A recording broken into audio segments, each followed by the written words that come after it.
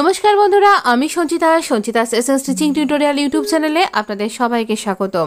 আজকে একটা ভীষণ সুন্দর ডিজাইনার আমব্রেলা পাফ স্লিভ একসাথে দেখাচ্ছি। চলুন, এখানে কুর্তিটা কাট করার পর আমার কাছে এইরকম একটা স্কোয়ার ফ্যাব্রিক রয়েছে, দুটো টুকরো হিসাবে, মানে ডবল ফোল্ড বা 4 ফোল্ড করে নিলে হবে।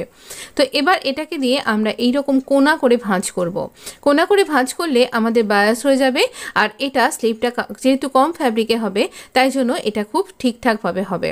তো আমরা এখানে কিন্তু আমাদের 8 ইঞ্চি আর্মহোল, তার সাথে 3 ইঞ্চি লুজিং দিয়ে 11 ইঞ্চি উইথ এরকম কোনা করে মার্ক করে নেব।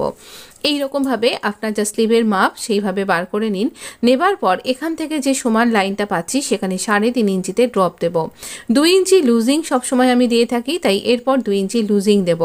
2 ইঞ্চি লুজিং দেবার পরে আমরা এখান থেকে এই লাইনটাকে অবলম্বন করে এইখানে একটা স্লিভের মার্ক তৈরি করে নেব। স্লিভের মার্কটা আমার করে নেওয়া হয়ে গেছে। এবার এর লেন্থটা কীরকম নেব? এর লেন্থটা এখান থেকে 1.5 ইঞ্চি মতন ছেড়ে দিয়ে এখান থেকে আপনি 7 ইঞ্চি বা 6.5 ইঞ্চি নিতে পারেন এরকমভাবে। কিন্তু যেহেতু আমি আমব্রেলা স্লিভ এরকমভাবে দাগ দিয়ে দিচ্ছি, এইরকমভাবে দাগ দিতে পারেন। যেহেতু আমব্রেলা স্লিভ করছি তাই এখান থেকে যতটা ফ্যাব্রিক আমি পাচ্ছি ততটা ফ্যাব্রিকেই আমি নিচ্ছি। এখানে মোটামুটি আমার 20 ইঞ্চি মতন লেন্থ পাচ্ছি, কিন্তু স্লিভটা যখন পাফ তৈরি হয়ে যাবে তখন মোটামুটি 18 ইঞ্চিতে এটা দাঁড়াবে। তো এইভাবে এখানে গোল করে মার্ক করে নিলাম। এবার এই ওপরের পোর্শনটা নষ্ট করব না, এখানে আমরা এখানে পাফ তৈরি করব, তাই এখানটাতেও আমরা এক্সটেন্ড করে নিচ্ছি এইরকমভাবে। আর এখানে ছোট ছোট করে কাট করে নেব। আমি দেখিয়ে দিচ্ছি স্টিচিং করার সময়টাতে, যে পুরোটা আপনি ভিডিওর সাথে জুড়ে থাকুন। আমি পুরো স্টিচিংটাও কিন্তু দেখিয়েছি। তবে হ্যাঁ, কুর্তির সাথে স্টিচ কী করে করবেন তার জন্য আপনাকে পরের ভিডিওগুলো দেখতে হবে। যদি আমার চ্যানেলটা আপনার কাছে ইউজফুল বলে মনে হয়ে থাকে তাহলে অবশ্য করেই সাবস্ক্রাইব করে নোটিফিকেশানটা অন করে দিন। এখানে মিডিলে একটা কাট করব, এইখানটাতে যেখানটাতে শোল্ডারের সাথে জয়েন্ট করতে হবে। আর এই যেখান থেকে পাফটা স্টার্ট হবে সেখানেও একটা মার্ক করে নিলাম। আর 4 ফোল্ডেই কিন্তু মার্কগুলো করতে হবে। আর এবার এই যে আমব্রেলার যে বেল্ট আমব্রেলা হয়ে রয়েছে বা বেল স্লিভ হয়ে রয়েছে, এই অংশটাতে এরকম গোলাই দিয়ে নেব। এইরকমভাবে এটা একটুখানি বেশি করে এই ওপরের দিকটা আপনার মনে হচ্ছে, কারণ নিচের দিকের ফ্যাব্রিকটা আবার একটুখানি কম আছে, তাই এভাবে গোলাইটা দিলাম। এটা পরলে দেখতে খুব সুন্দর লাগবে। আর এখান থেকে দুটো ফ্যাব্রিককে জোড়া আমি ওপরে তুলে নিয়ে ফ্রন্টের ডেপটা মার্ক করে কাট করে নিয়েছি। আর এবার এখানটাতে আমরা এরকমভাবে ছোট ছোট কাট করে দেব, আর যাতে করে বুঝতে অসুবিধা না হয় যে আমরা কোথায় কোথায় পাফটা তৈরি করব। তো এইখানে পাফের প্লিটগুলো এরপরে থাকছে। চলুন আমরা স্টিচিংটা দেখে নিই একটু ভালোভাবে। প্রথমে আমরা এই যে বেলটা রয়েছে, এই বেল স্লিভটা কি করে আপনি আমব্রেলা কাট ঘের ফোল্ড করবেন তারও সেটাও টিপস আপনি এখানে পেয়ে যাবেন। এইরকম গোল ঘের বা আমব্রেলা ঘের ফোল্ড করবার জন্য দুবার করে স্টিচ করতে হয় সাধারণত, কিন্তু আমি সবসময়তে এইরকম ডাবল ফোল্ড করি। এইরকমভাবে একেবারেই ডাবল ফোল্ড করে নিলাম।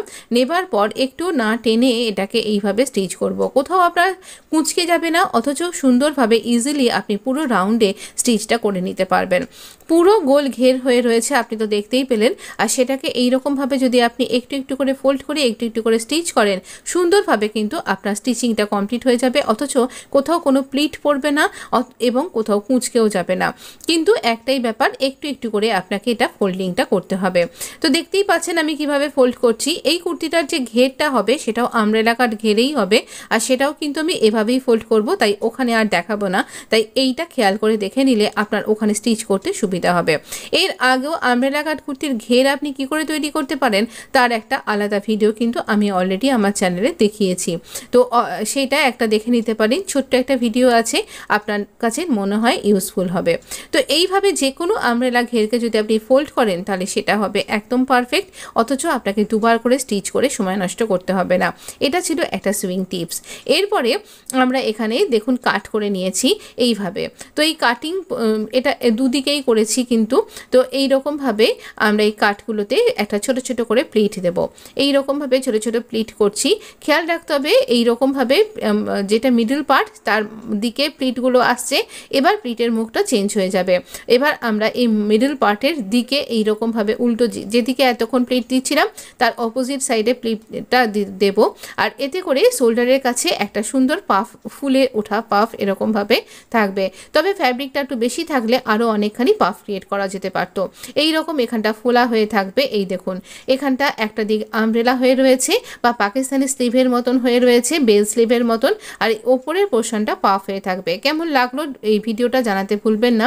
ছোট্ট একটা ভিডিওর মাধ্যমে আপনার সাথে আমি একটা সুন্দর স্লিভ ডিজাইন শেয়ার করে দিলাম। যদি ভিডিওটা ভালো লেগে থাকে তাহলে অবশ্য করেই কিন্তু লাইক শেয়ার সাবস্ক্রাইব করে পাশে রাখতে ভুলবেন না। ধন্যবাদ বন্ধু।